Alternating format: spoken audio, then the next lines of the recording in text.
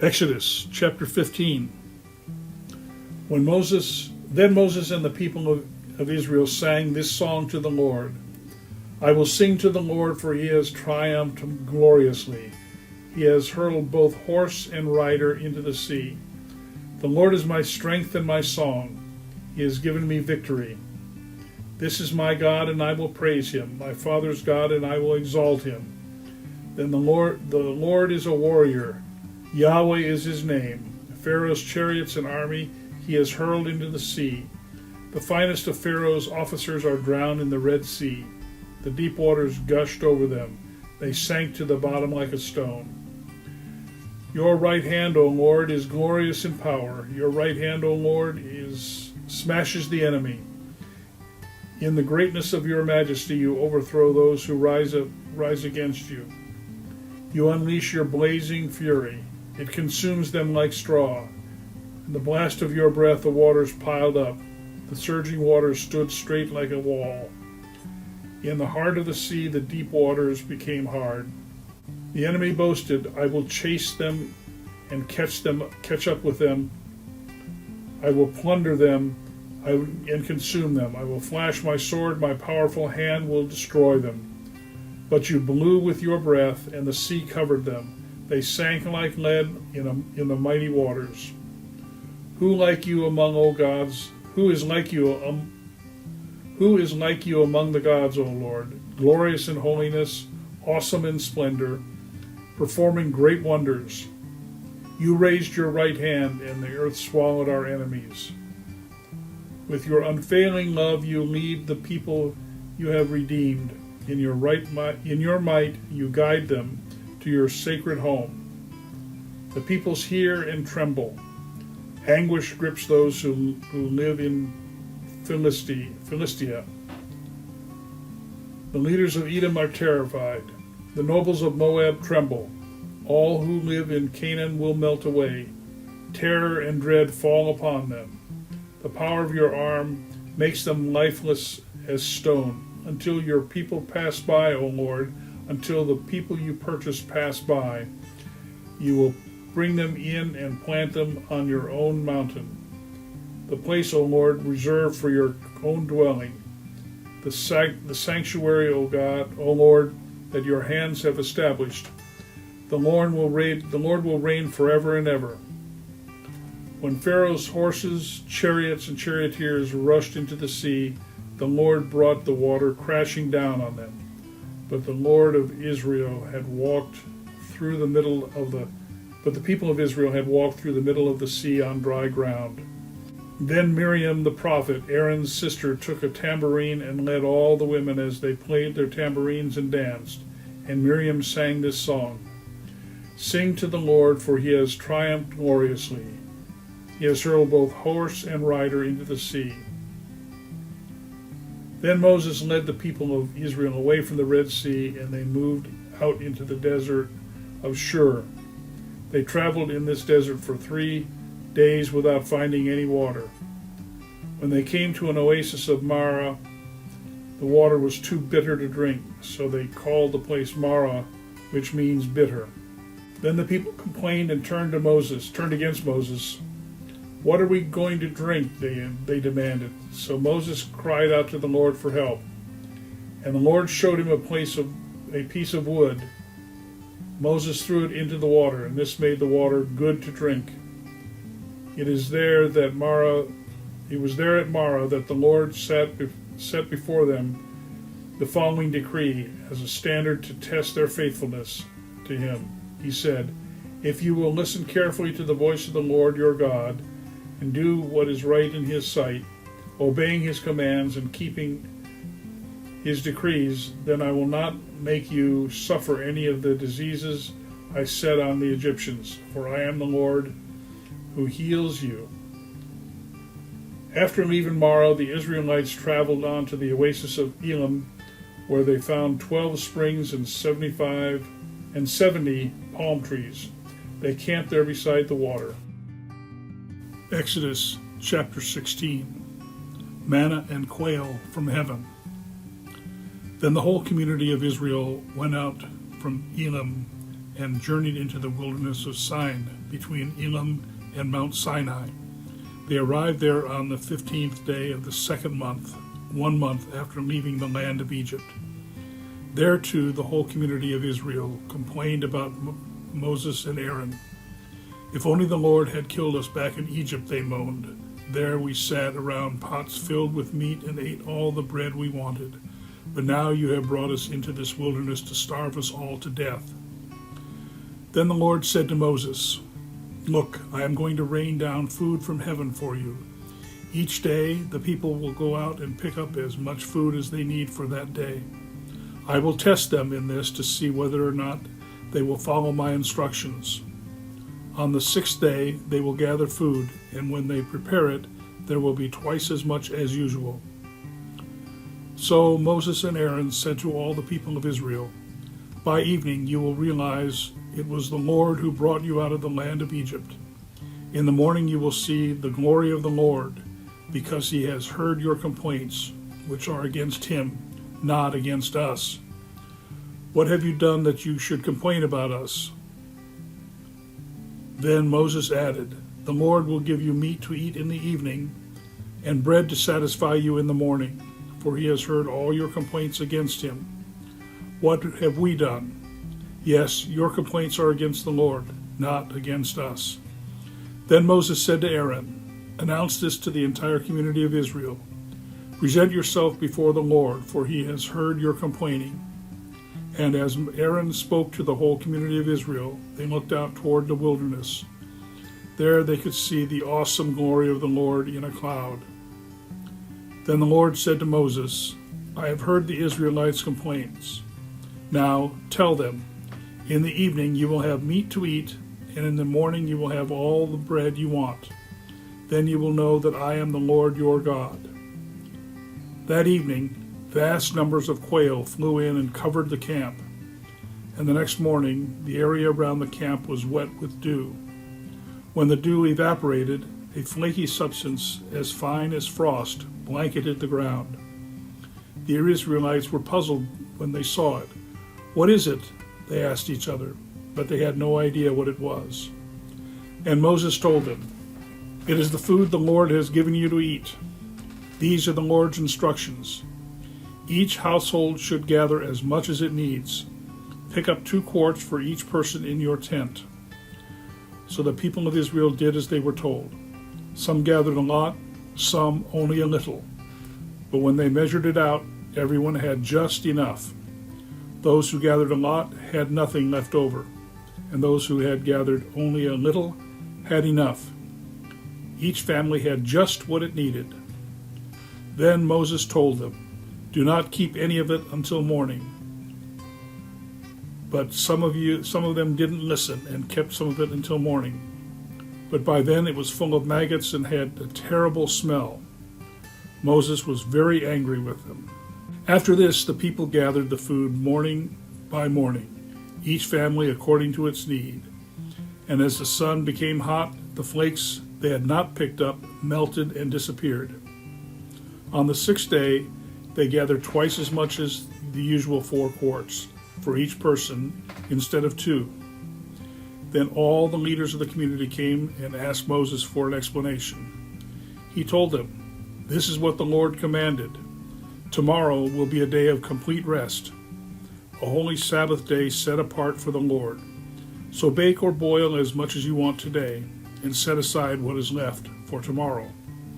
So they put aside some until in the morning, just as Moses had commanded.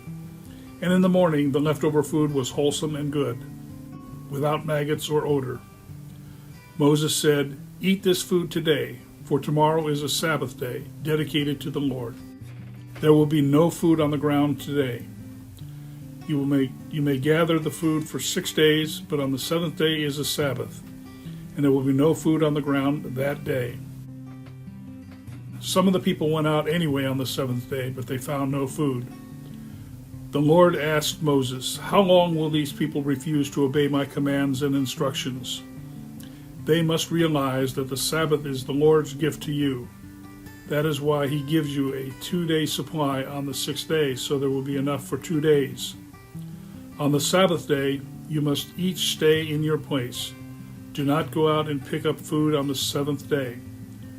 So the people did not gather any food on the seventh day. The Israelites called the food manna, which was white like coriander seed, and it tasted like honey wafers. Then Moses said, "This is what the Lord has commanded. Fill a 2-quart container with manna to preserve it for your descendants. Then later generations will be able to see the food I gave you in the wilderness when I set you free from Egypt." Moses said to Aaron, "Get a jar and fill it up with 2 quarts of manna. Then put it in a sacred place before the Lord to preserve it for all future generations." Aaron did just as the Lord had commanded Moses. He eventually placed it in the Ark of the Covenant, in front of the stone tablets inscribed with the terms of the covenant. So the people of Israel ate manna for 40 years, until they arrived in the land where they would settle. They ate manna until they came to the border of the land of Canaan. The container used to measure the manna was an omer, which was about 1/10 of an ephah. It held about 2 quarts. Exodus chapter 17. Water from the rock. At the Lord's command, the whole community of Israel left the wilderness of Sin and moved from place to place. Eventually, they camped at Rephidim, but there was no water there for the people to drink. So once more the people complained against Moses.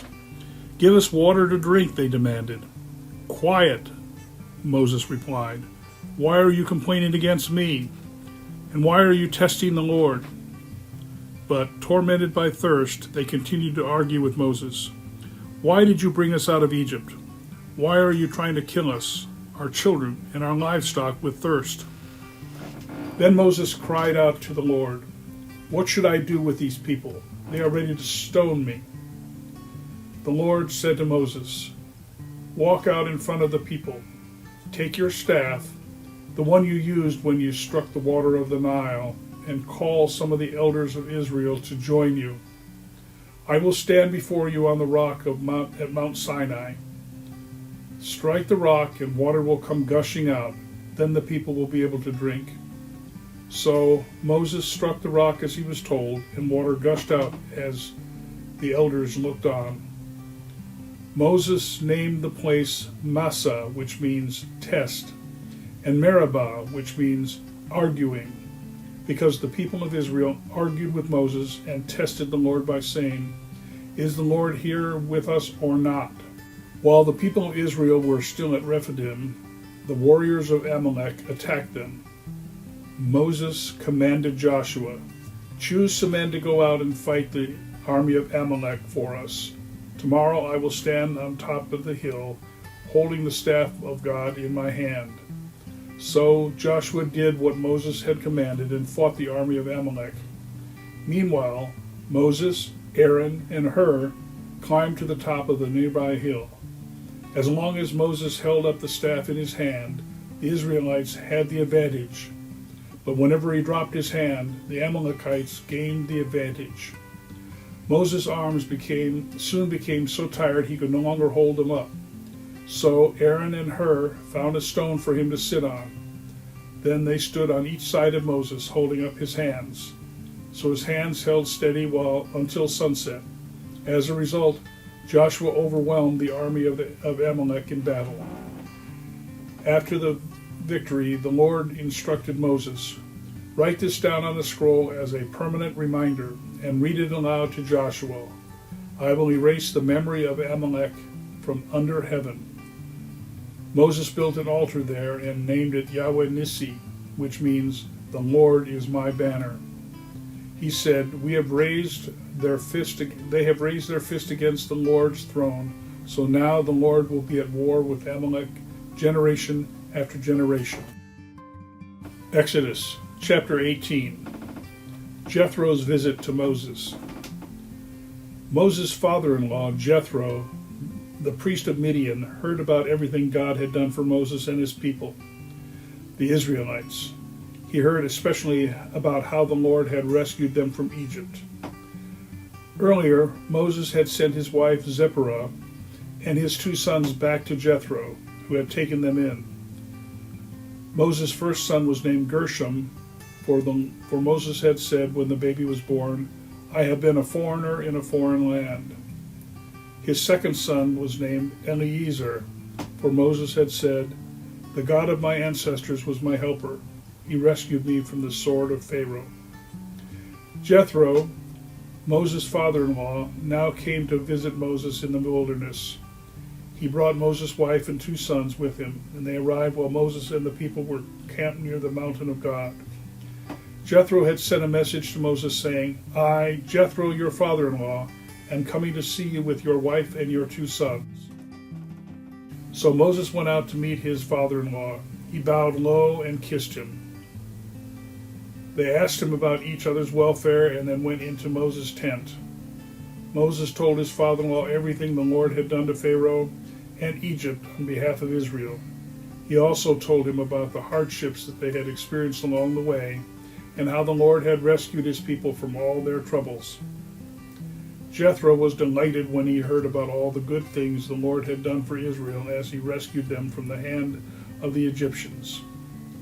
"Praise the Lord," Jethro said, "for he has rescued you from the Egyptians and from Pharaoh. Yes, he has rescued Israel from the powerful hand of Egypt.